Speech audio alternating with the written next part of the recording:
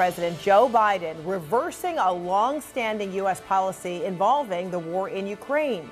Biden now going to allow Ukrainian forces to use long-range U.S. weapons inside of Russia for the very first time. CNN's Kevin Liptak is traveling with the president in Brazil. Kevin, what more are you learning?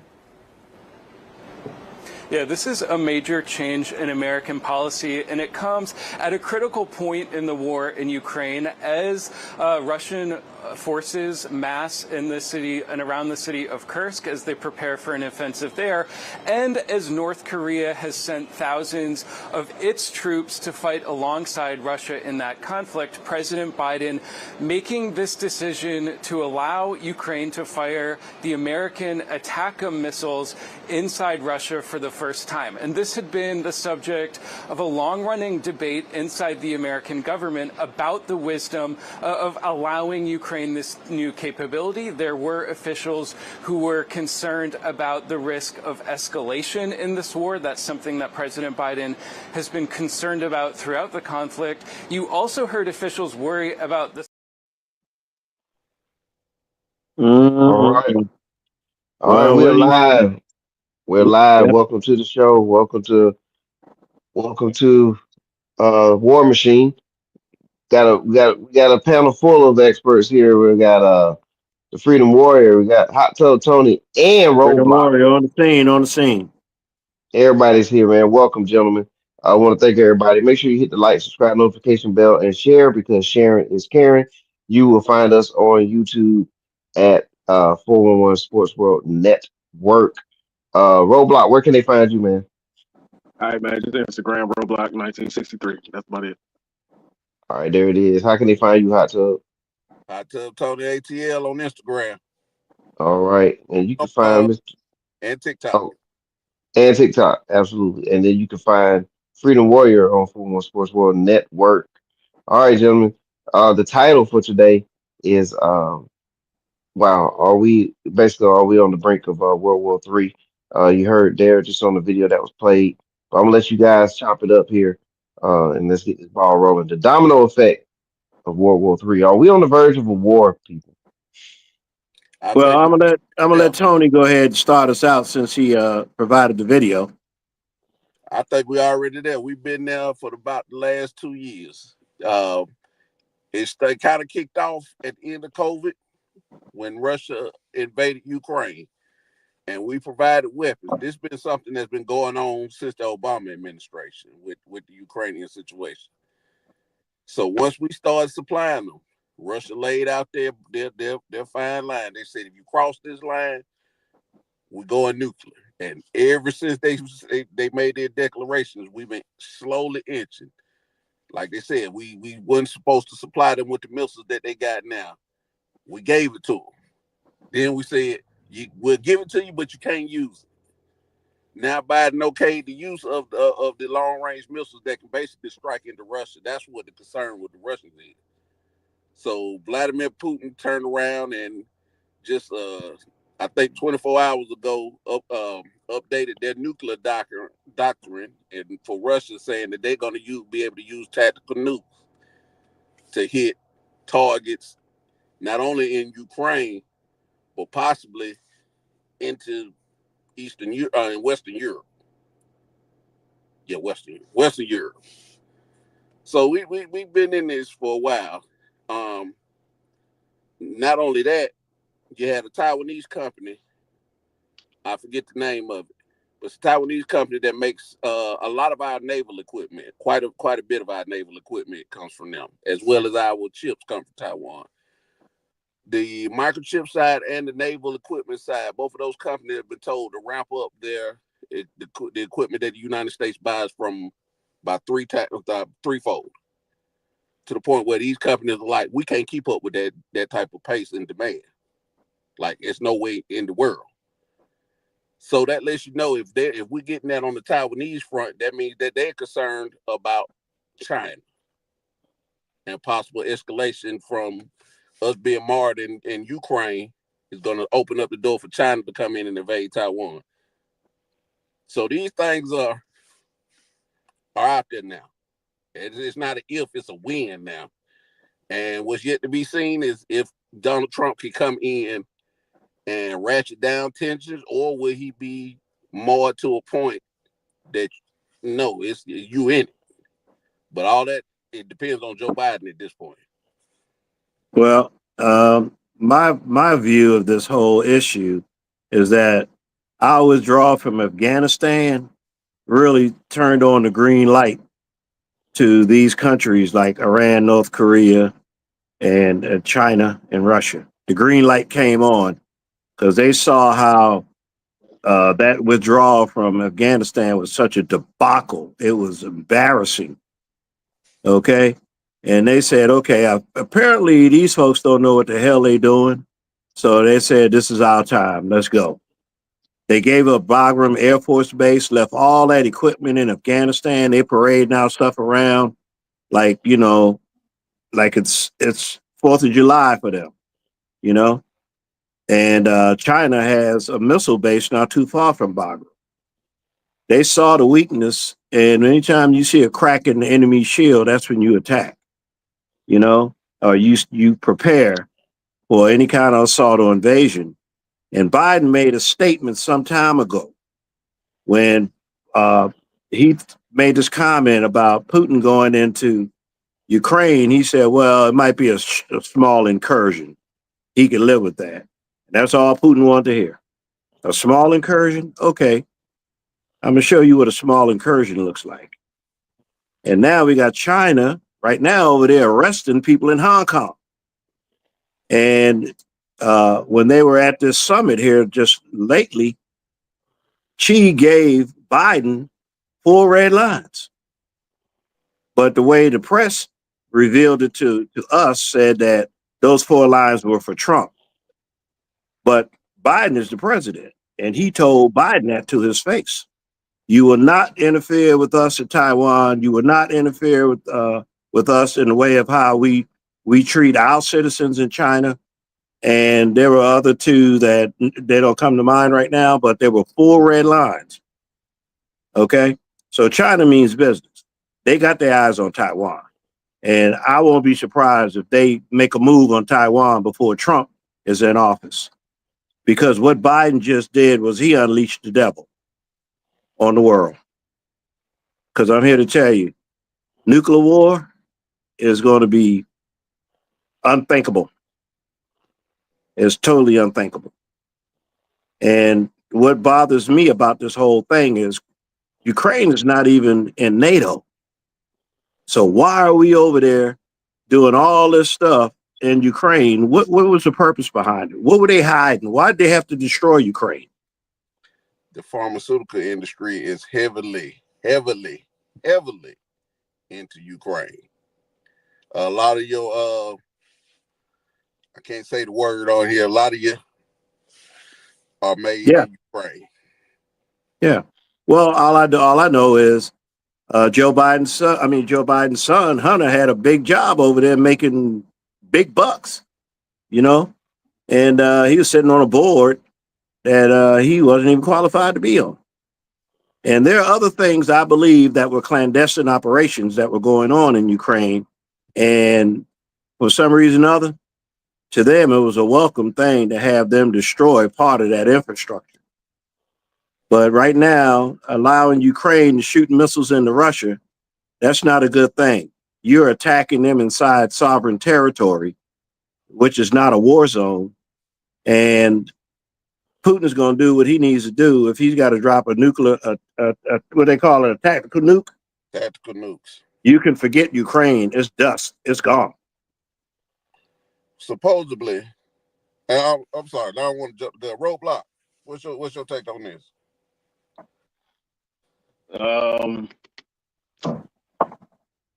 So yeah, nuclear would be bad. None of us have lived through anything nuclear. That's the hot button. That's the red button. I don't think Putin will ever use that shit, because if he uses it, then we'll use it. Then a whole lot of other people will use it, and the whole world is dust. So nobody wins. So I don't think he'll ever use that. that talk, that speech that he gave, and the wording that he changed, I think it was more sticking your chest out than anything. Because if you notice, he also posted the news of Melania Trump for the whole world to see. He's basically just stomping his feet around. Now, what you said, Mr. Tyrone, you said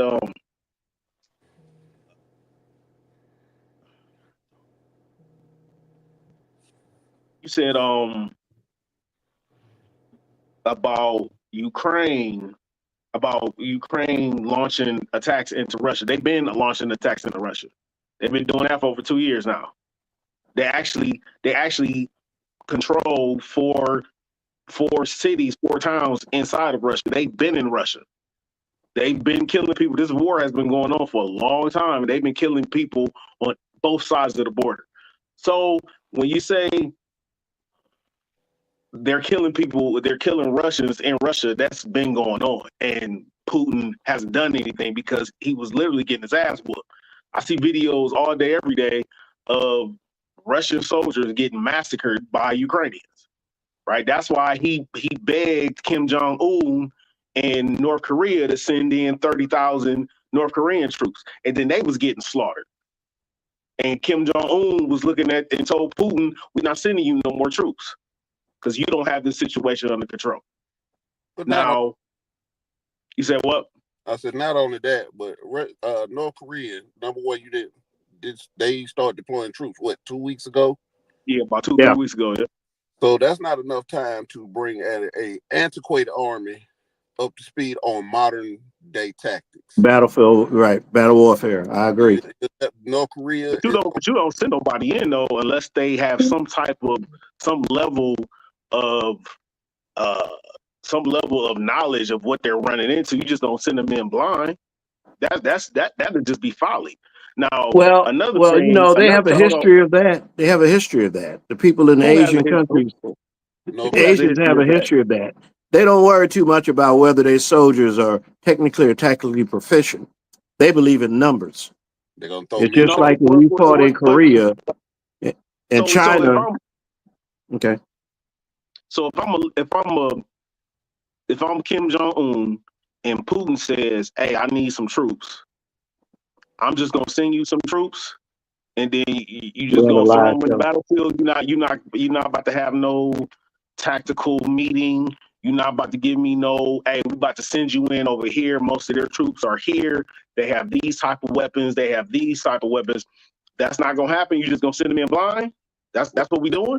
What you're seeing is a Russian army that's been decimated. I mean, as far as their experience, their leadership, the upper echelon in Russia, the way they run, they don't run their armies how we run our armies. We run our armies, by structure. Meaning why we worried about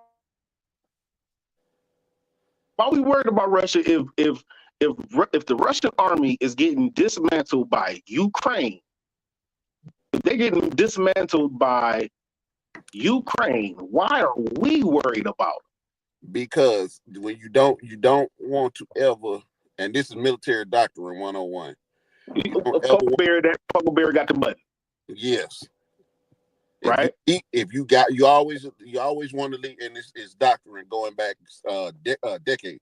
You always want to leave your enemy out because what you don't want is a nuclear power with no other options than to use said nuclear power.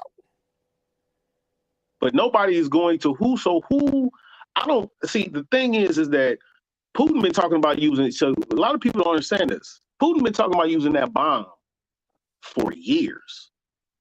He talked about using that bomb when they was taking Crimea.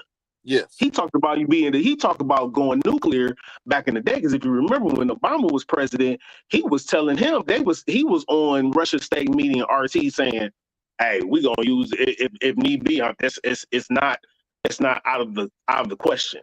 So he's been saying this for a long time. Now we talk about Mr. Tyrone. You said something about the Afghanistan pullout. Whose plan was that? Whose plan was that? Whose plan was pulling out? That was Biden. Whose No, plan no, no. was it to pull The out? original plan, to withdraw from Afghanistan was Trump's. I get that, but Trump So had a what did plan. Biden change? So what did Biden change out of that plan? What Biden changed was he gave total control to the Taliban, and he That's took what the the plan soldiers. was. Wait a minute, no, no, no. He took the soldiers out first, and That's what the you plan don't do was. that. That's what the Tactically, you plan don't do was. that. Your Oh, soldiers don't go so first. Mr. Tyrone, that's what the plan was. So the plan No. was yes, it was. If you actually look at what he said, Mike Milley even said it. He said the plan was to give control to that region back to the Taliban. And guess who Trump didn't consult with at all during the negotiations? The Afghan government didn't talk to him, didn't say shit to him. So the only people that hold he on, talked to. Roadblock. So hold on. Let me finish. So Go ahead. the only people out of that whole situation, and the Taliban told them, if y'all don't pull out at this date, it's gonna be bad. If y'all don't pull out on this date, it's gonna be bad. We was trying to get out of the war. Half of those vehicles and all that shit that was owned by private military. That was private military owned equipment. Most of that stuff that was over there. No. A lot of that stuff was ours too. But a lot of that stuff, dude, Mike Milley said it under oath. Mike Milley said it under oath. Roadblock, I don't have to speculate. See, now you're talking in my wheelhouse. I was there. Okay. Were you there when they pulled out? Hold on. Were you there when they pulled out? I was there. I was up to the lead up. I know people who were still there, who were on those flights. I do too. My boy Jacques was there. So my wife was there.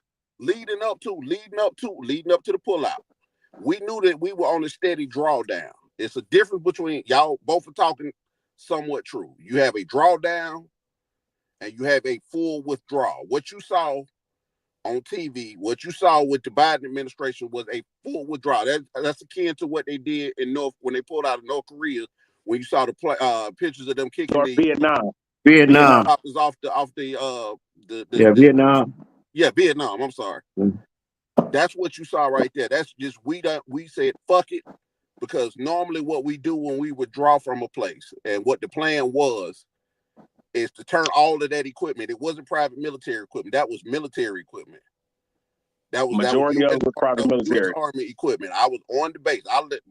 A lot of my shit got took in boggle. So what you saw was that they left everything. Now, if we were going to leave equipment, we would have left it with the ANA, the Afghan National Army. But as soon as they announced that we were pulling out, what happened was what we feared would happen, what we told them would happen for years. We told them for years this army is not ready. The ANA propped up by heroin addicts, morphine addicts, not actual soldiers. And the amount of training that we did over the years, the best we could come up with was to have those soldiers that you seen collapse in the course of a day, one day, and they were told it was going to happen. But it's a big caveat on this. The way it happened had to happen. It had to happen like that because we didn't have the time and the resources to do what we're doing now.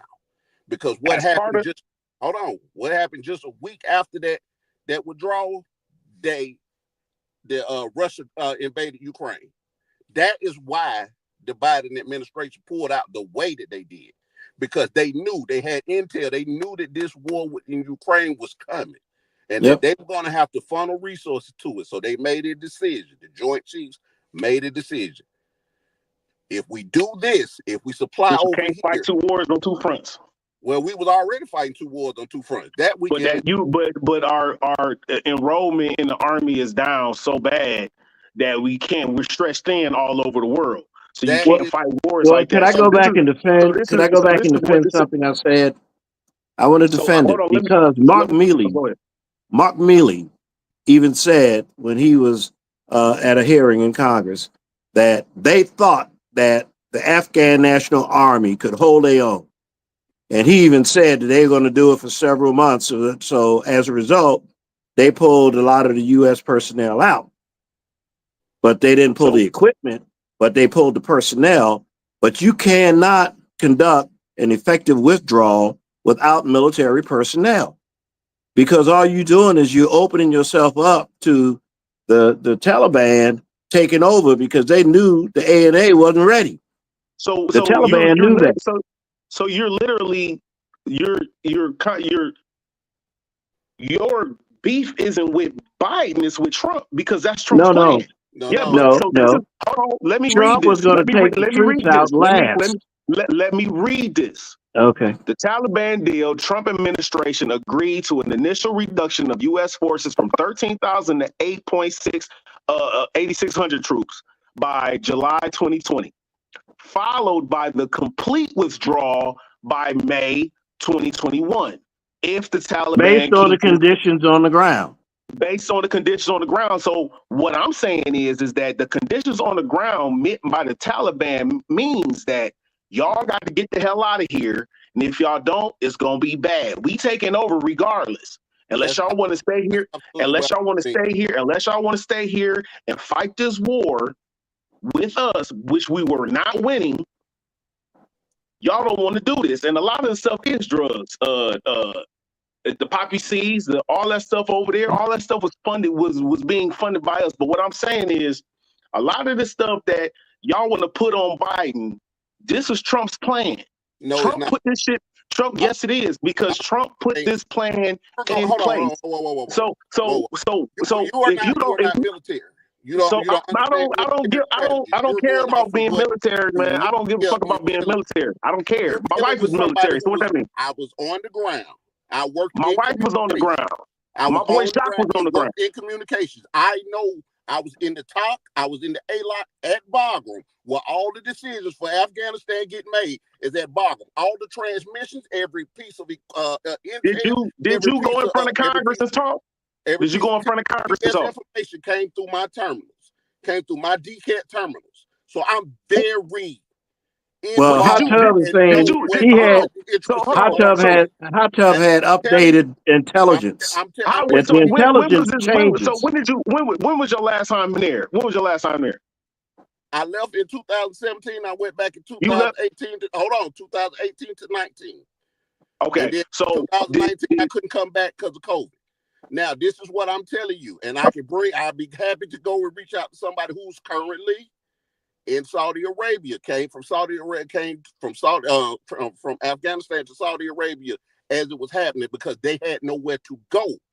The way they pulled out. He worked with the SF. They were the last boots on the ground.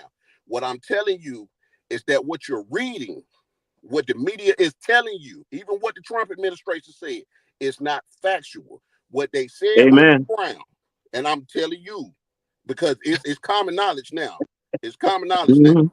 All right, man. They said on the ground. You talking? Have a drawdown. Now, the Trump said that we're gonna sit back and we're gonna pull everybody out. We knew that shit was not gonna fly. Right. Because we knew that everybody knew the ANA could not stand on their own. What they were hoping for was to do exactly what we did in Iraq when they told y'all that we pulled out of Iraq, but still we left contingency. No, we still have bases. We still have bases over there. You had a contingency. I understand that. That is what the plan was. But we had that agreement with the Iraqi government. We had that with the Iraqi government. Listen, we had what this I'm agreement saying, with the Taliban. See, this is what you do. Now you can't. Man, but I've been talking to people. Man, look, I'm tired, man. I don't care. I don't care. Biden had no choice. Biden did pull out. This is all Biden on it, but he had no choice. Either you was gonna. That's what I've been saying. We're gonna stay with and fight the war and lead a contingency over there, but you would have spread the troops thin. Or you gonna? That's what I've been saying. In Ukraine. But that's what I've been saying. Well, I'm here to tell you. The whole time I've been saying, I said he didn't have a choice. It was already etched in stone. In the door, but you saying that this is all on Trump? No, but okay, so their plans was feasible. Neither one of their plans was plans change based on conditions on the ground. Okay, on the ground. That's just the military way. You can't do a plan. This is what I don't understand. In January, and expect that same plan to be effective in September. That plan's gonna What I don't change understand because is, so your problem is your problem is that you think that the Taliban give a fuck what we doing over here in our government. They said they came up with an agreement with the Trump administration to pull out troops on such and such date. I don't give a damn if you lost the damn election or not. Y'all need to get your asses up out of here at such and such date, or it's gonna be problems. Like you said, Hot Tub, Biden didn't have a choice. Biden didn't have a choice. We got to get up out of here. Now, the way he moved out of there and the deaths that happened was jacked up. That was foul. The leaving a lot of the equipment there, that was foul. But during Afghanistan, people died under Trump's leadership as well. So my thing is, why are we so adamant on blaming one person when another person had you know just as what? much guilt? You know what? In the military, the buck stops at the top, brother. Whoever's at top. See, Whoever's at the top, that's where the buck stops. That's where the blame did you criticize If I was the Trump president, if I was president and that happened on my watch, people falling out the sky, folks running up and down the airfield like a bunch of wild folks, that was totally not coordinated. It was poorly done. It's hard to have conversations. It was poorly done, and the whole world saw it. Folks accountable.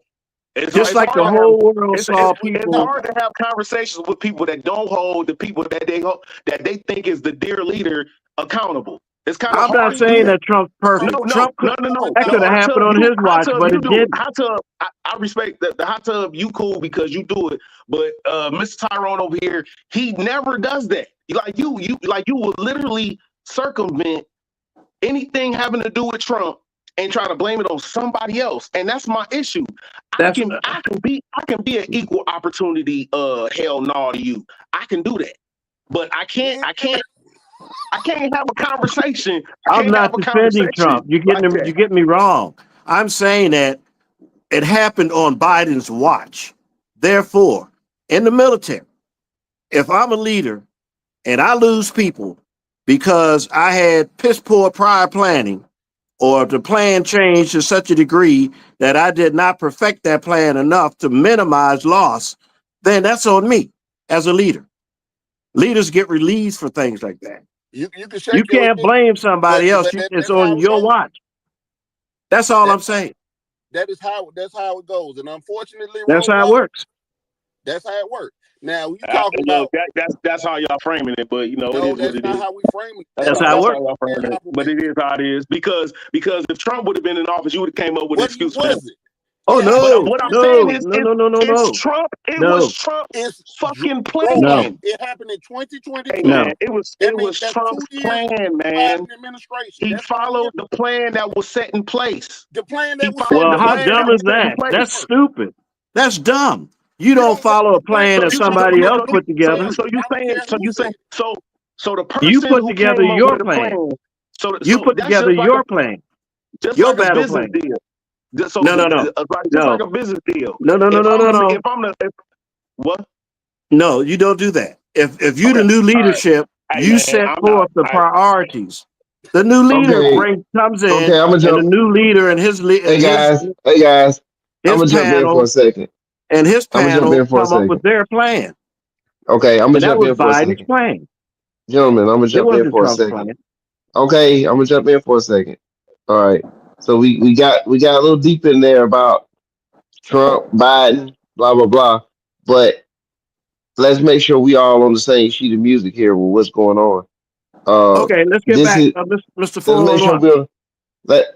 make sure we're on the same sheet because right now it seems like Roadblock feels like the blame is going one direction, but from what I'm hearing from Hot Tub and Freedom Warrior is that based by the military, it falls on who's in charge at that point. That's right. Is that what I'm gathering? That's where it works. That's where it works.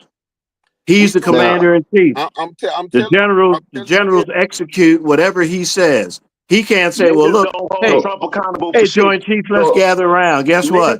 We're going to use Donald Trump's plan. Well, if that's the case, Donald Trump wasn't the president. I don't care. I don't care. Niggas don't hold Trump accountable for shit, man. Listen, Roadblock. And you know what? And I refuse to talk about it because niggas don't hold Trump accountable for shit. They give him a break every single time, dude. And I don't. And it's a futile argument. It's a futile argument. I don't give a fuck. I don't care. I'm just telling you futile what argument on the ground. Well, let me ask you this question. It's a Okay, futile argument, man. So let's move on. Let's move on. We can't hear. Time out. Let me ask this question. Let's move on. Let me ask this question. Whether Trump was there or not, Trump made bad decisions. What Trump plan was for Afghanistan was doomed for failure. We told him. I sat there and watched several top brass in the military in the top, in the A-lot, where all the communication come through there, all the servers and everything was where I was. And I watched them say, this plan is doomed for failure. They knew it. But he skated through his presidency. He adjusted. I would give him that. At the end of his administration, toward the end, he saw, oh no, complete withdrawal is out of the question, which is why Biden inherited that. Now, we're talking when the troop withdrawal happened. That was 2 years into his presidency. It's no longer on Trump. Whatever Trump had in place, whatever rules that he said, well, we told him that would not work. They had been adjusted by 2022. That's 2 years. So you had 2 years to either bring the ANA up to speed or to do a complete withdrawal and start destroying equipment, because that's how we leave. We don't leave. That's how we leave. We leave nothing behind. We blow it up. We blow it up on the way out. Whatever we're going to give the ANA, we had already allocated to the ANA. They had their equipment. They had theirs. Everything that got left on the base should have been destroyed. There is an organized withdrawal. That was the plan. That was the plan in motion. For the end of Trump, all the way to 2022, they were doing an organized withdrawal. They were going base by base, pulling out non-essential personnel. They were pulling out non-essential equipment, but it takes time. That is not something that can happen in a year. That is not something that can happen in 2 years. It takes time to do. And if you're going to make it happen, the quickest I've ever heard it happening, the quickest and be successful, was what we did in Iraq, but we left contingencies there in Iraq. But when we descaled bases in Iraq, which I was a part of, it was a process. And it took us 6 months. 6 months. And that's on an accelerated scale. It had never been done before. But 6 months was the quickest we ever seen it done. That means when we cutting out the lights, we pulling out the last generators, we blowing up equipment, EOD out there blowing up equipment. That's the fastest it's ever been done. So to say over the course of a week, and it's literally how quick it came down. They knew a week prior in country. A week. And say, hey man, he finna make a decision to pull out this motherfucker because we got something else bigger coming. And everybody I talked to, everybody that was still on ground, said the same exact thing. This shit gonna fall in a week. It fell in a day. So the blame. Hold up. So when you say don't nobody hold Trump accountable, Trump was held accountable when the military told him that shit when he was trying it wasn't gonna work. We're talking about Biden 2 years into his administration. It's no longer Trump's fault. You didn't listen. He didn't listen to the people on the ground. Biden didn't listen to the people on the ground. Neither one of them. But so both of them at fault. The withdrawal was under Biden. He gets the blame because he was in charge. He's the commander in chief. That is why it's Biden's fault. Not saying Trump didn't make no bad decisions. Trump made terrible decisions when it came to Afghanistan. I was there for all of them. So this is not something you getting secondhand. This ain't your news media who's reporting it with a slant. This is from somebody who was physically on the ground, physically with the commands that made the decision for the entire country of Afghanistan. And if anybody tell me I'm a lie, I can tell you who was there. I can tell you who was in the meeting. Hit me up if you think I'm lying. Whew. All right, gentlemen. Okay. Let's go to the next topic. Well, let's ask this question. I don't give a damn. The decision today, or the topic today, is to discuss World War III. And you have a very appropriate title for the show, War Machine. My point here now is that Biden changed the policy here in the 11th hour. Because Zelensky was asking for that and that equipment for what? Over a year, maybe two? And in the 11th hour, Biden finally makes a decision on the way out the door. Okay, you can have the ATACMS. Now, who then, if we do start World War III, takes the blame for that? Trump? Ultimately, right now, that decision is in Biden's hand. But guess what? Come January 6th, when the country changes hands as far as leadership goes, Trump, you own it at that point. He owns it then, but he doesn't own it now. Right now, this is a political. This is they're playing a political game with the world. I'm going to mar Trump so much into this Ukraine shit that he don't get nothing accomplished.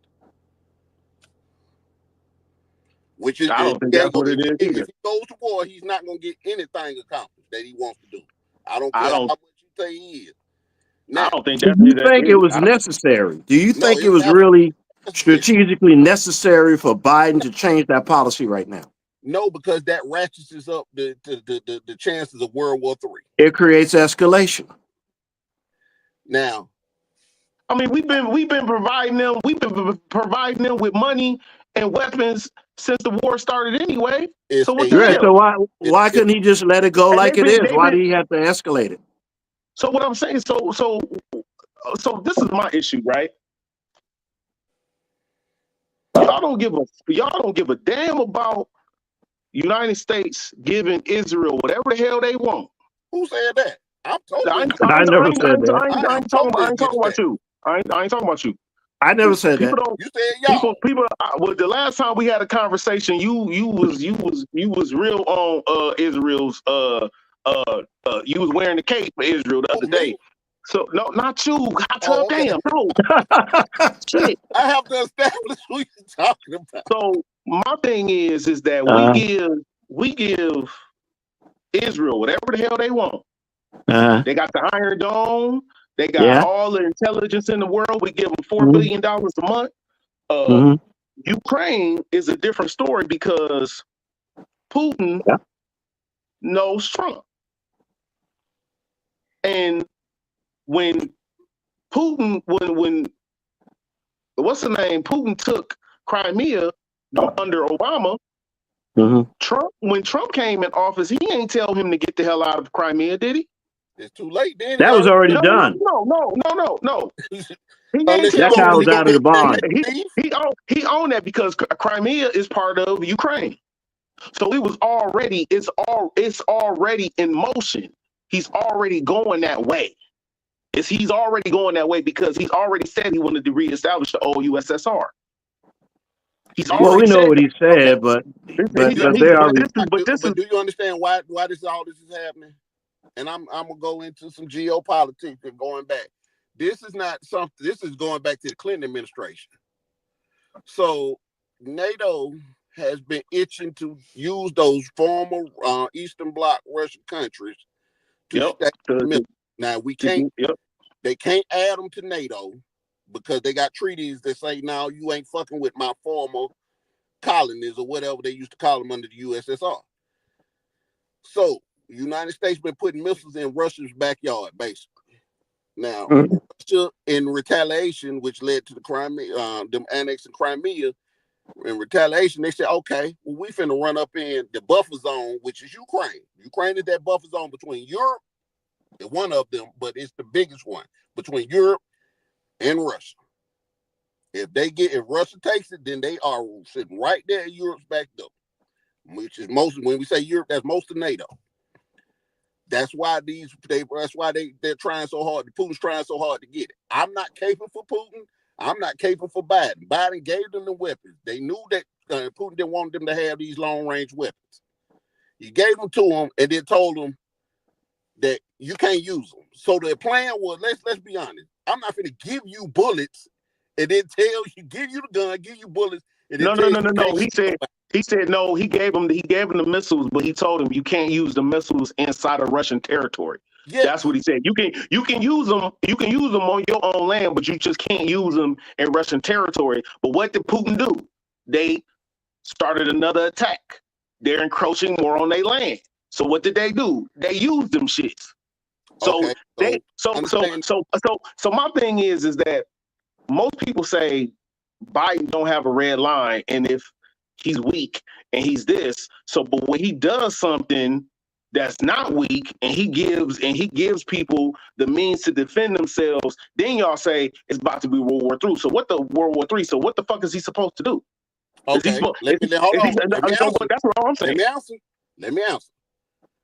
What's customary not to do is that if you're a lame duck president, which Biden is, with only less than 2 months left in your presidency, it's customary practice not to start a war on your way out the door. It's customary to when this dude that's about to take over. Did it 2 years ago. He's been given. I'm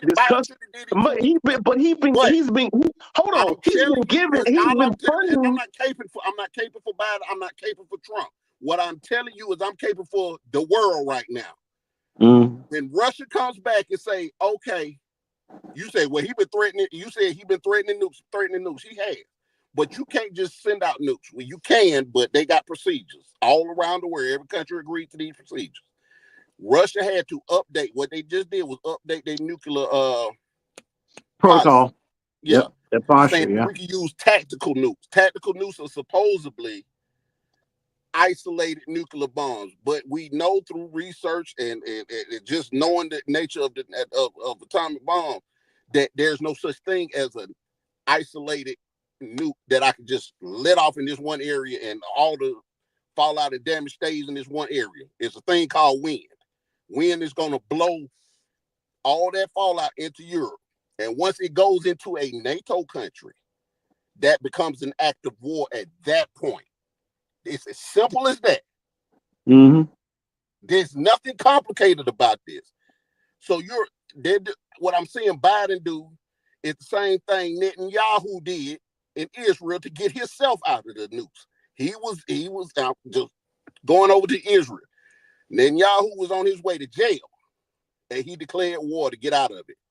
Biden was on his way out the door with one of the most unpopular presidencies in modern human history. And he started a war. Nothing different.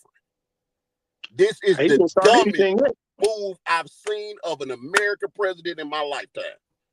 Yeah, I think it was a bad decision. I'm saying militarily and strategically, it was a bad decision. And there are a lot of other world leaders who see this too as, Biden, why did you make this choice at this hour? This is the 11th hour in your presidency. Why would you tell this guy, go ahead and what? Well, I can't call them all off by name to you, but I can tell you this: there are a lot of world leaders who don't approve of him giving them the green light to do this. Most of I can say a girl from down the street that seen me earlier thought I was the finest man walking down the street, but I don't know that. I could just be saying that. I mean, I don't know. Like, dude, what are you talking about? What people? What leaders? Leaders who are sitting at home tonight saying that this whole thing could blow up big. Okay. I mean, you don't like the answers. It's not because I don't like the answers, because I can't just say from a political standpoint. We're coming at this the first person to pop a nuke. I can't. But I just came out my mouth.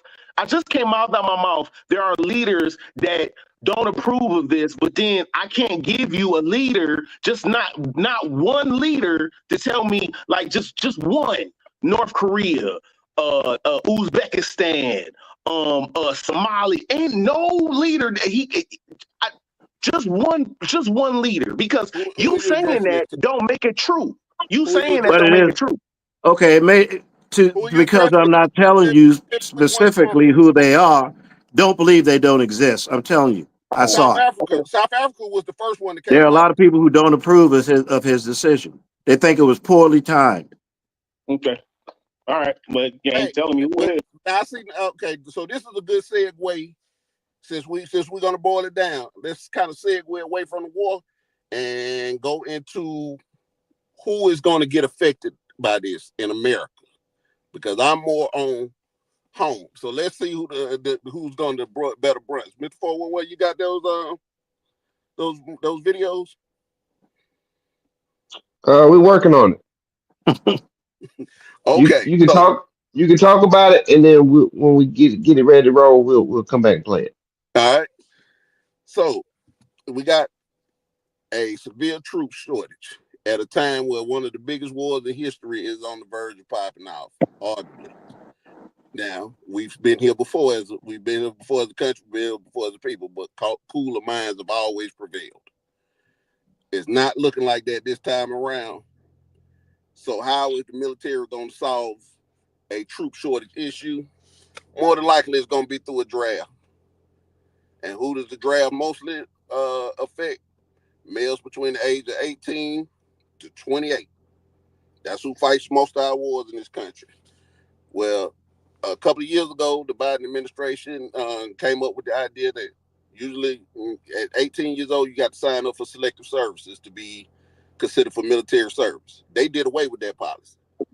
And they said, well, you don't have to sign up anymore for selective services. We're going to sign up every male in the country above the age of 18. Whether you signed up for selective services or not, you can go to war. Now, how this is going to play out is going to be real interesting, because one of the videos that we had is showing that most of the country in that age range between 18 to 28 is not eligible for military service. Most are too fat. Those that are not too fat, most have criminal background. Out of those that don't have criminal backgrounds, most don't want to go into the military service. So that leaves 6% of the eligible population able to serve in the military, if I'm not mistaken. So with those kind of numbers, you have to do force inscription. Now, how is that going to look? If they're going to do a lottery type system, we don't know. Are they going to do something similar to South Korea and Israel, where all males of a certain age have to serve 3 years in the military? I doubt they'll do that. I think it's going to be males and females in Israel. Yeah, it is males and females in Israel. That kind of leads to another point that we were bringing up. So they've made rules for transgenders, and if I'm not mistaken, because like I say, we got a video that covers this. The males that have transitioned into females are exempt from war, if I'm not mistaken. And the women who have transitioned into men are eligible for combat. Now, that could all change, because as early as 2 months ago, the Biden administration was weighing in on whether they were going to allow women to be considered for selective services. I'm not sure what the outcome of that was, but I thought they said everybody. But I also believe that women can already serve in combat. So in combat roles. So why would transgenders not be eligible for combat role? Because it's just something that the military has never put into doctrine. But I think there's already transgenders in the military as we speak. There are transgenders in the military, but they have not updated doctrine to say whether they're going to draft transgenders. That is the difference. That's a big difference. When we talking military, you talking doctrine versus practice. Just because we practice something, we don't have the doctrine in place for it just yet. And that happens quite often with the military. But the level of transgenders in this country is not anything to be like, oh, that's a significant fighting force that we're losing.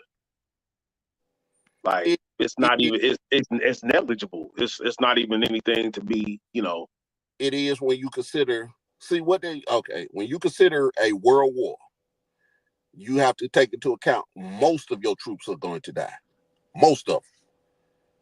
We could just take the war in Ukraine for going on. This is all the war in Ukraine is a proxy war for the United States and Russia. So what they're doing it now is they're working out battlefield doctrine for the 21st century. This is what's being worked out in right now as we speak in Ukraine. As we see, when it kicked off, it devolved into trench warfare from the onset. All of these advanced weapons that they had, it devolved into trench warfare. So a lot of the weapons that we had even coming out of Afghanistan were rendered obsolete. It's a different type of war that we're fighting. We're going back to a more traditional type of war set up in Europe, because Europe is laid out for that type of war. But what we found that was effective that's new is that the onset of drones in the battlefield, swarm drones, as opposed to the type of the drones that we were using in Afghanistan, were big, bulky, mostly reconnaissance, some tactical drone. You're looking at all-purpose swarm drones about this big that could be deployed in the hundreds and even the thousands, and are wreaking havoc on the battlefield. So the United States and Russia are both working out how we're going to counter this and how we're going to use this on the offensive measure. So when you look at it like that, you're going to need, the reason that Russia is in the panic that they are is because they lost a huge bulk of their fighting force in the early first year of the war. So when you take that into account, then of course all people are going to be considered. All eligible people are going to be considered for war. Yeah. Hunter, we got the video. We got the video too. Okay, so let the video, they'll better explain it than I ever could. Go ahead. All right, we'll let it play, then y'all can comment. Some new rules with selective service have come out from the Biden administration. And like everything else that's going on with this administration, this is going to stir some commotion, to say the least. Hello and welcome to RPW Media. My name is Rich, and thank you for being here. Those who identify as transgender but were born male must now register for selective service under the Biden administration's new rules in the event of a draft. And if you wait until the end of this video, I'll tell you why I think this is happening. Now, males who identify as transgender are obligated to register with selective service, as are almost all male U.S. residents and male immigrants between the ages of 18 and 25. Now, selective service guidance requirements say that U.S. citizens or immigrants who are born male and change their gender to female are still required to register. Individuals who are born female and change their gender to male are not required to register. Well, ain't that something? Okay, I said it backwards. But that's the new rule. That was the rule as of a couple of years ago. And even that rule is now being updated. I don't see no problem with that. I don't either. If you would do. Shit, I don't give a damn. I don't care. I'm gonna tell you why it's a problem. I'm gonna tell you why. Because when you're deployed, you live in close proximity to those you serve with. So if the United States is not going to,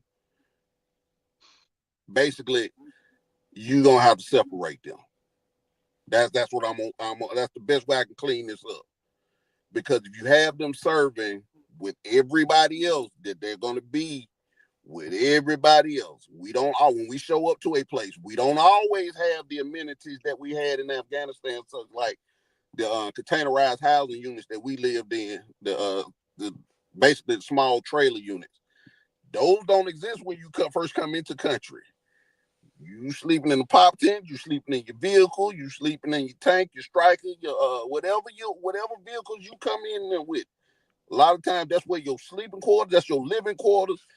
If you don't want to put up tent setups, you're shitting in a hole in the ground. Well, if somebody's on hormones and can't be in certain environments because of infection issues, that becomes a problem that you have to have doctrine in place from day one to consider this. It's not a lot of thought in this. There's a lot of politicians doing and making rules that have not been thoroughly thought out, is what I'm saying. Well, I agree that if you were born a male, then you're eligible for the draft if you fall within the parameters of the age. age group that's being drafted. Okay, I don't care if you call yourself a woman. If you got a swinging thing, then you're a man, and you go in the war. That's it. Simple as that. Now you Are do we gonna have fight a war? So what? some transgenders who had the other part cut off and tried, to have that remodeled and refashioned medically. But if you're born a male and you still cut it off, then you're still a male. What you gonna see? I think this kind of dovetails nicely into what Trump's trying to do. Where people see problem, I see opportunity. I see over 4 million people that have ran up in this country illegally. Most of them military-age men.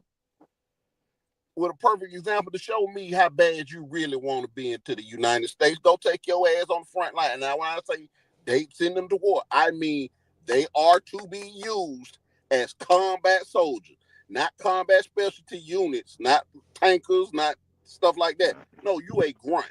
You are a foot soldier on the line. You 11 Bravo, all the way across the board. Well, Here's some your of them gun. probably be in Here's your combat service rucksack. Here's support. your helmet. Have at it. And if you survive World War III that they pushing us for, if you survive, welcome to America. You're a non-citizen. That is a doctrine that's in place in the military right now. A lot of So people you talking don't. about illegal immigrants? Yes, I'm talking about the Oh illegal yeah, immigrants. Let yeah. them fight. Let them be the first ones to fight the war. When the war kick off, them first advanced troops, let it be them. Prove to me, because my people, our people, have served in every single war. We have proved ourselves to America. There would be no America without our intervention militarily.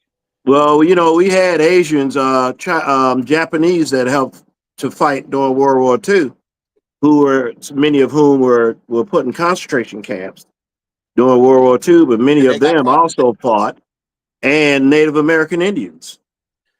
The Native Americans get paid. The Yeah, Asians compensated for the time that they spent in their internment camps.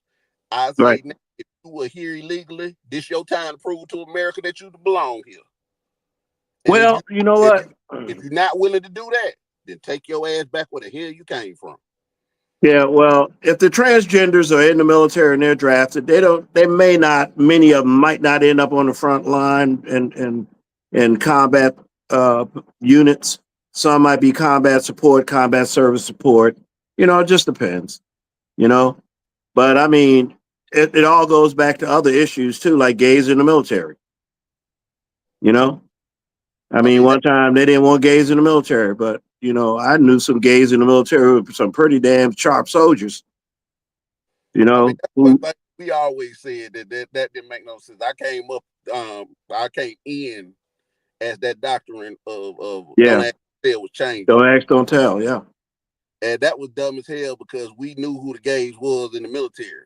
yeah, It was but different many now. of those gay guys were very, very good soldiers, man. They soldiered their ass off, many of Yeah, them. some of them, a lot of them were squared Yeah, away. But the problem yeah, comes, they were gay. They weren't trans. Big right. difference. Yeah, I understand the difference, but I'm also saying that, a lot of these trans people still maintain their masculinity because of their genital. You know what the biggest Okay. crime when you go to war? The biggest crime amongst the troops is Right. rape. You know who are the silent victims of that? Men. When you go to war, they tell you about that. The military report the number of women that get raped. But even they downplay that. What they really downplay is the number of men. Through the 20 years that we was over there, out of the 20 years I was there, 12 of them. There's a lot of men got raped. Because why is that? Well, because the culture of the military, number one, the military has always maintained a rapey culture. It's been like that. Most militaries are like that. They raping in Israel right now. They're having a big thing about should their troops rape. They So praising them. that's the They military. praising their troops for raping. Yeah, that's the military in general. That's Yeah, not me. that's an internal problem, a systematic problem. So when you're adding transgenders to the mix, It's a recipe. It's already a recipe for a disaster with the gays. It's a lot of raping that go on with them. Not saying they're committing them. Now, I'm not saying that, but it's being done to them in a wartime scenario. And CID is only equipped to investigate so much over there. That's who's responsible for most of the investigations. As far as Navy got their own branch, Marines use navies, and Air Force got their own branch.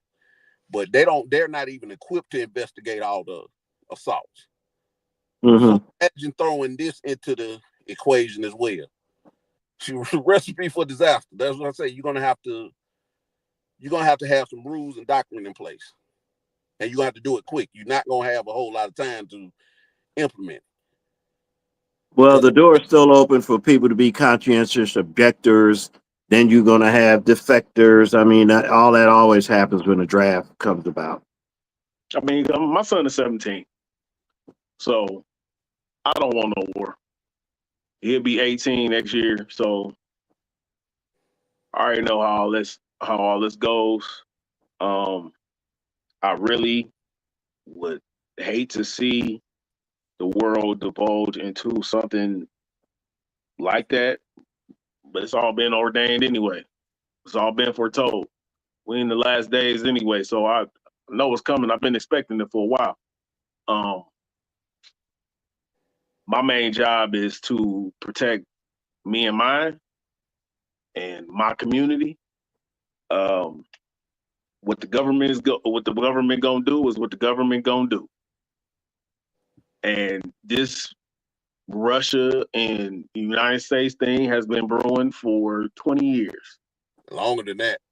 It's been brewing for yep. A little over. It's been brewing as far for a back as I long can time. remember, Nikita Khrushchev. Yep. So you talking what? Okay. Because Russia hates to see the United States as the top dog. They hate to see it. They tried to form BRICS, and that crumbled because they've been trying to topple the United States for a long ass time. So, I mean, that's why the United States goes above and beyond to kill any foreign leader that tries to change their dealings with oil from the dollar to another currency. They go out of their way to regime change leaders all over the world.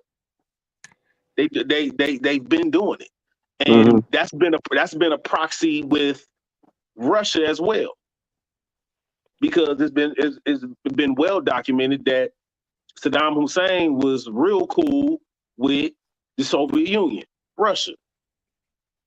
They was always trying to switch their currency from the dollar to Iraqi dinar.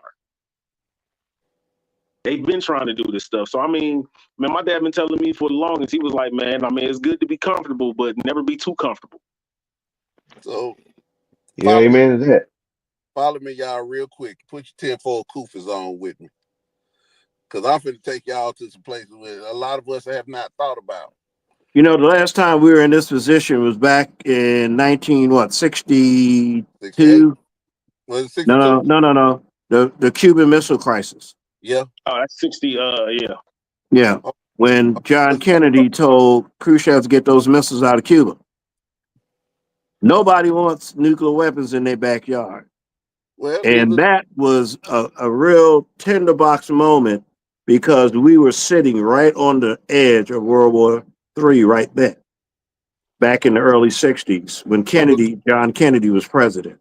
We're closer now than we were then. What I want y'all to think about now, I'm looking at a father, grandfather, father. What happens to the black, and I bring everything back to our people because that's where I take it from. So start, like you say, you got a 17-year-old son. I've been prepping my son for about 2 years now, letting him know. My oldest son is 22. I said, this is gonna happen. Don't be shocked, and we don't run. You are now fourth generation. of my dad's side to possibly go to war. My oldest daughter is already in the military. She's Army. So service ain't nothing to my family. But like I told my son, before you get drafted, hey man, and this is my advice to you, Roadblock,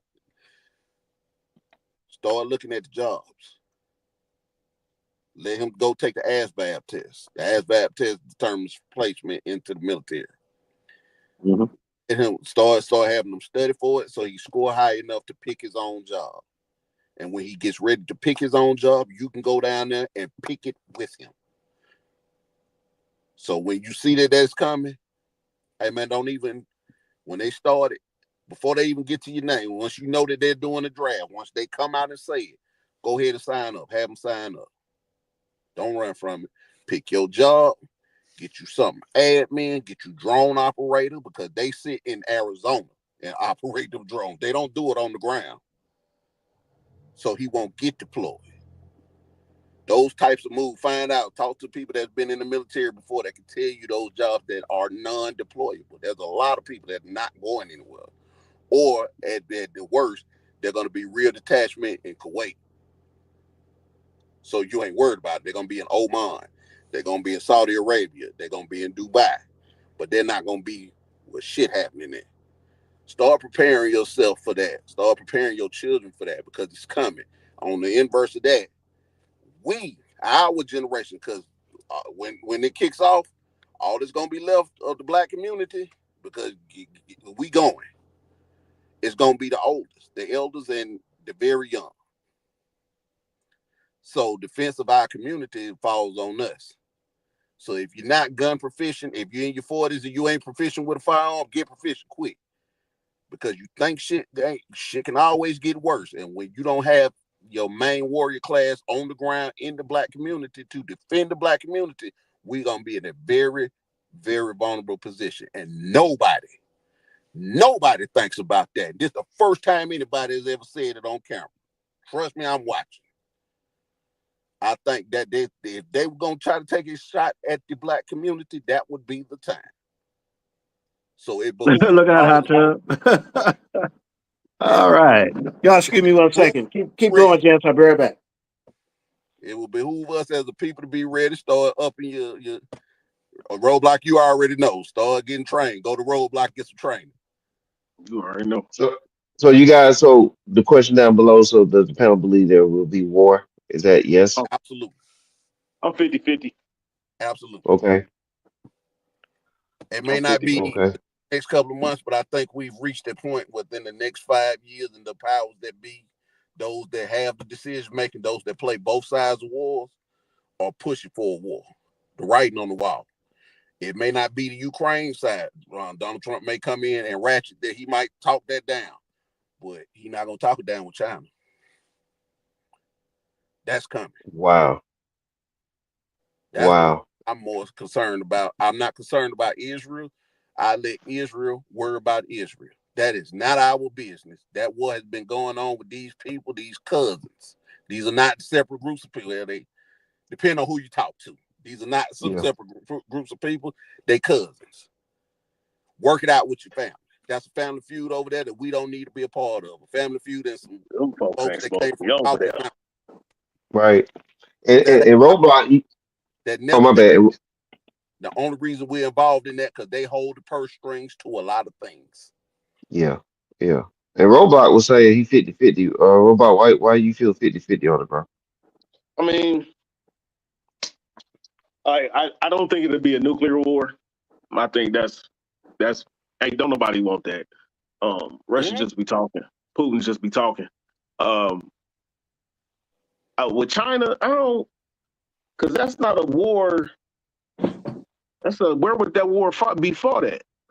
Taiwan. Taiwan? It'll be mostly naval. It won't be what you think of as a boots on the ground war. They'll fight. It'll be how they fought war in the Pacific during World War II. And they've been copying our aircraft carriers for a minute. Well, they've been. That's our fault. Yeah, well, that's our fault. They've got more battleships than we have. It don't matter how many battleships It don't matter how many battleships you got. It's who driving them up, who in there commanding them things. Because we got some things in that water too. We got some things in that water that they ain't seen. So my boy in the Navy, he was like, man, we got some stuff that folks ain't seen before. So and they do too. So they do and too. and just like, okay, so we was talking about Russia. Everybody thought Russia was some badass fighting group. They got the AK-47s, they got the cosmonauts and all these dudes. That's astronauts. They got the Russian Spetsnaz and all these folks, and they went over to the Ukraine and got their ass whooped. So I mean, we put a lot of aura around these foreign entities, when in all actuality, I think that they are more inept in a lot of ways that we don't realize, because there hasn't been like the United States. We've been perfecting our killing shit in the Middle East for some time. We've been perfecting that shit for a while. You know what I'm saying? Could I say one thing? Could I say one thing, Roadblock? Never underestimate your enemy. Never underestimate your enemy. I never That's did. a rule of war. That's a rule of war. Did you hear what I said? Because I heard what you said. No, you didn't. You know what? No, you didn't. What I said is that we tend to put this aura of invincibility around our enemies, like Russia. Like, we thought that Russia was some of the baddest fighting force for some years. That's what we thought. That's what Americans thought. That's what the military thought. It was a surprise it was a surprise to a lot of generals when Russia went over there to Ukraine and was getting their ass whooped. They was like, well, wait a minute.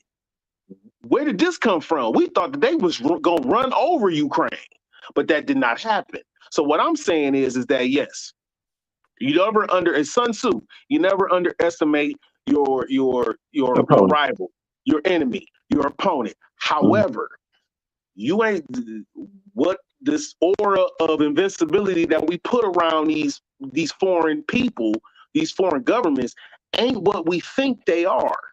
Ain't what they think they are, because nobody spends as much money on the military as the United States. Nobody. Our defense fund is as much as everybody's defense fund in this world combined, almost. We spend more on defense than any country, and that money got to go somewhere. I will say this. And these are lessons learned from warfare.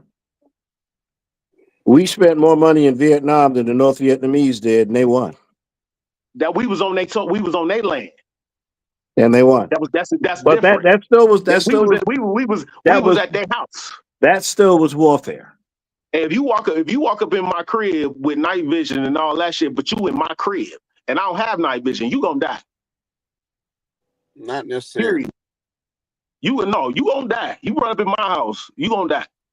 Let me explain something to you, Roadblock. Everybody gonna explain something. United States is good with good with warfare when it's not a peer-to-peer warfare, meaning that somebody comparable to our level. We haven't been in that situation really since the last World War. So what we've gotten really good at is we've gotten really good at fighting small countries with small militaries and insurgent forces. And we just started to get good at fighting insurgent forces within the last 10 of the last 20 years, because insurgent forces have always gave the United States military problems. Even up until the end of the war, we still have problems with home field advantage. Those guys would hit us from inside caves, inside holes in the ground. It's hard to counter that. Well, we have done better than Ukraine. Huh? Well, how would we have fared against Russia as opposed to Ukraine? I told you this from the start. I said we would dominate Russia. Nobody in the military, and anybody who served within the past 10 years remembers the time when we started. There was an attempt for us to train with the Russian army, and we were doing war game type scenarios under the Obama administration. We knew what Russia's capabilities are. Russia's fighting force is not what was in question. Remember when I told you can't leave your enemy without an out. You have to play war a certain way, because what the fear is with Russia is that they're going to go nuclear really quick. They have the capabilities, they have the Mhm. options, and they have more nukes than us, as Yeah, they opposed do. to a China. What China does really good, China has never hasn't fought a war in almost 100 years. They're not good at warfare. Asia is not good at warfare by and large. They're good at insurgency in most countries in Asia. What the problem with China is not so much their military, it's their cyber warfare capabilities, and that's the element of this that's not being discussed. Like I say, I worked in communications for a couple of years, and one thing we realized real quick: everything we got can be hacked. Everything. Well, It's well, well equipment. It does. how It does to no put good. attack in it. Say what? Put attack in it. China did fight in the Korean War. They fought on the side of the North Koreans. So they did engage in warfare Okay. in the 1950s.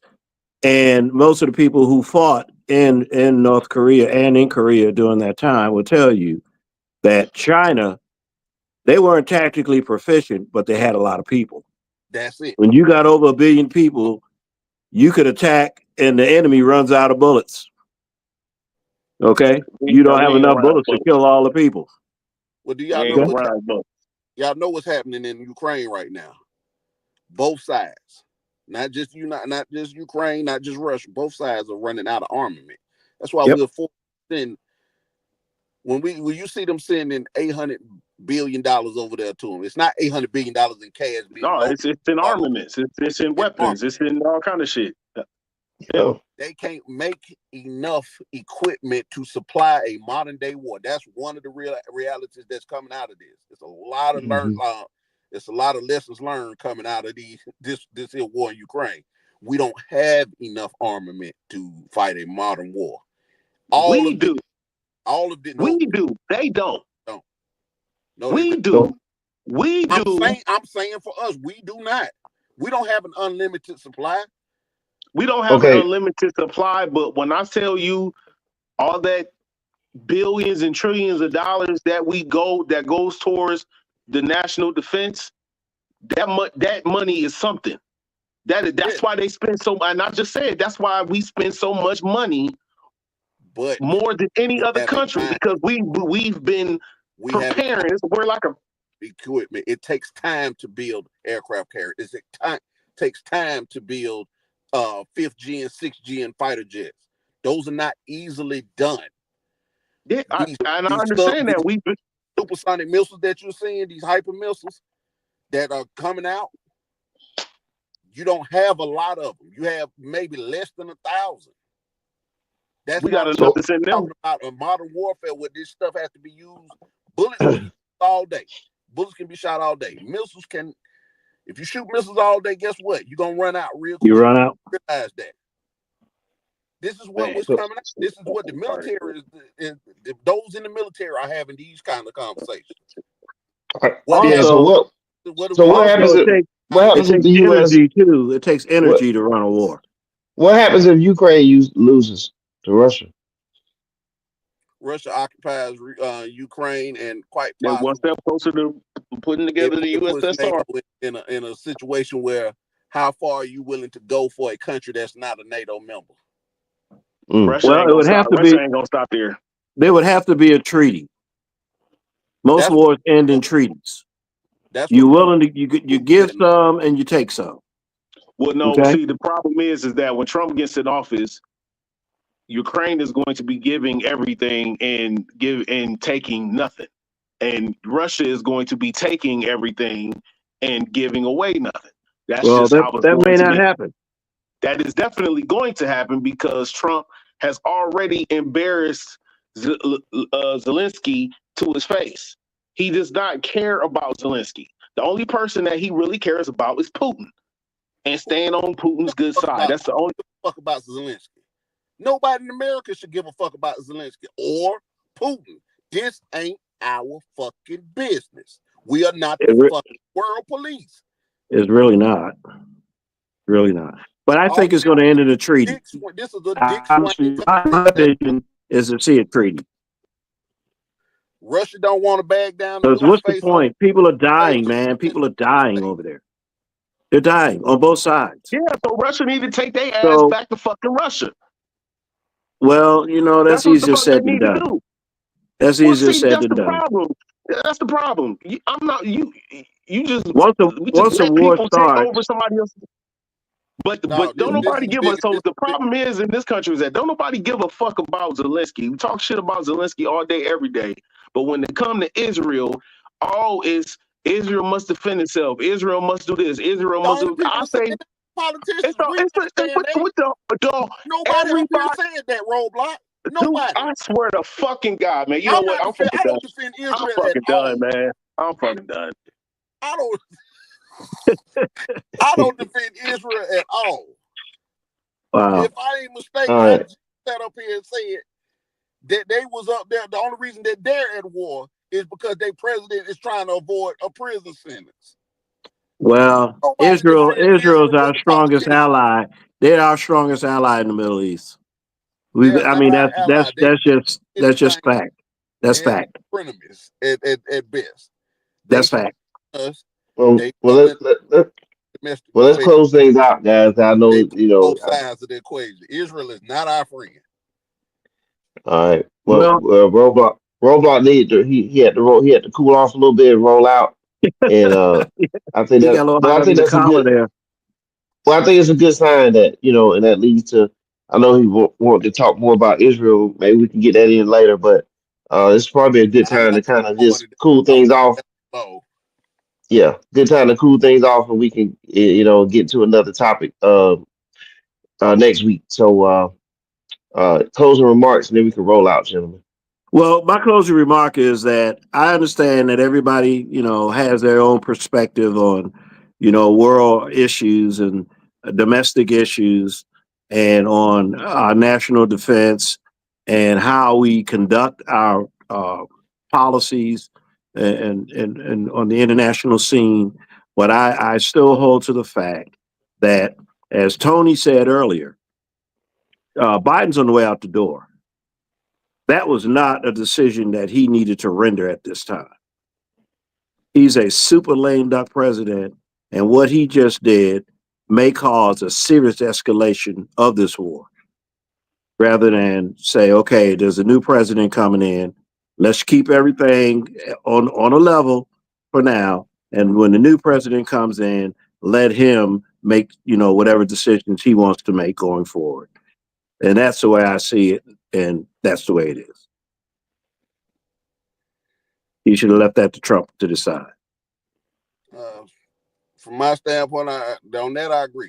That was not your decision to make to ratchet up tensions to the point where World War III. That's not your call to make, Joe Biden. Yep. I'm really and truly wondering who is really making these decisions, because clearly this man is not in charge. Nope. Now, with that being said, everything that I've always said this, and I'm going to continue to say this, everything that I report on, everything that I talk about is done within the lens of how it will affect Black America first. That will always be 100% my stand. And I don't waver about that. Get ready, Black America, and prepare yourself. Prepare yourself by whatever means you think. So if you start getting into gardening, so you're not food dependent on the dominant society. Start getting your firearm game together. Start getting your ammo game together, because it's coming. And like I say, start preparing your kids, because if they do declare a draft, your children, they're going. Mm-hmm.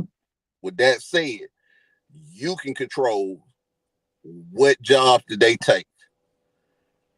Because historically, what's happened when we go to war, all the way up until the most recent wars in Iraq and Afghanistan, normally we've been frontline soldiers all the way up to Vietnam. That's right. Started to change. Mm-hmm. I'm saying that we shouldn't be, but I'm saying that let those newcomers into this country, those who don't have a stake in America, who are coming over here and been given so much by this country, Let them go to war for. Let them sit on the front line. Prepare your children for those jobs that are going to be critical after the war. Whatever tech jobs come out of there, whatever IT jobs, those are our roles that we should be occupying when we talk about in terms of military service. And those that are left behind need to focus on everything that I said, because we're going to be super vulnerable as a people without our warrior class, and that's our youth. You know, it's only so Well, much. I agree. That's a very good observation. Really, very serious one. All Yep. right. Well, we're gonna make sure we clip that and make sure that airs. So, gentlemen, I appreciate it. Well, Once listen. again, vital I information. would like to let Roadblock know, just for the sake of conversation, that there's not just one view or perspective. There are many. Okay, there are people who will agree with me. There are people who will disagree with me. There are people who will agree with Tony. There are people who will disagree with Tony. But one must be able to have a discussion without walking away from it, and without, becoming abrasive and offended, because this is how things are resolved. You resolve it through debate and discussion. It goes all the way back to the Roman Empire, and the Senate. People discuss and they debate it, just like in Washington right now.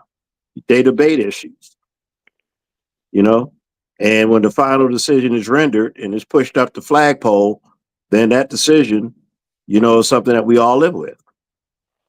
So, I mean, I understand Roadblock's feelings, but yet and still, others have a feeling that may be different. He doesn't like the fact that we support Israel. Okay, there are a lot of people who don't, but there are a lot of people who do. So that's all I got to say about that. Roadblock is my man. 100 grand. Yeah. He and I know this is kind of do to you. He and I go through this all the time. Yeah. He's not gonna hold it on. No harm, no foul. Yeah, no harm. Yeah. So dust this off and be the same Roadblock he always was. Yeah, I'm sure he Yeah, will.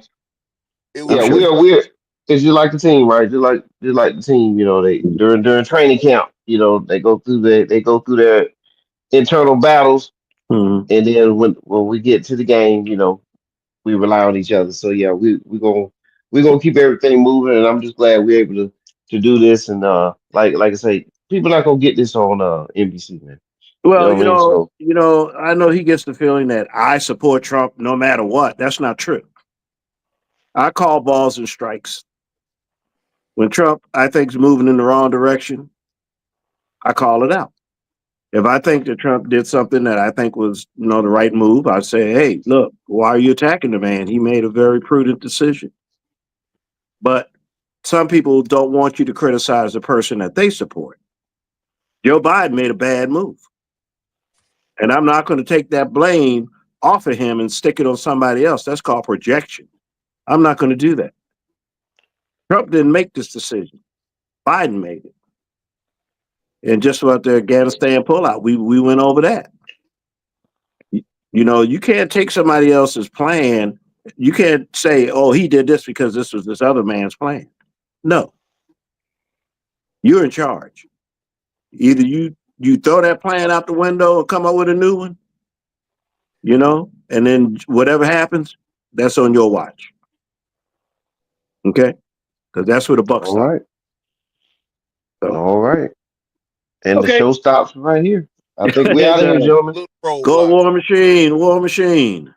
War Machines out. All right. Take care. Talk to you.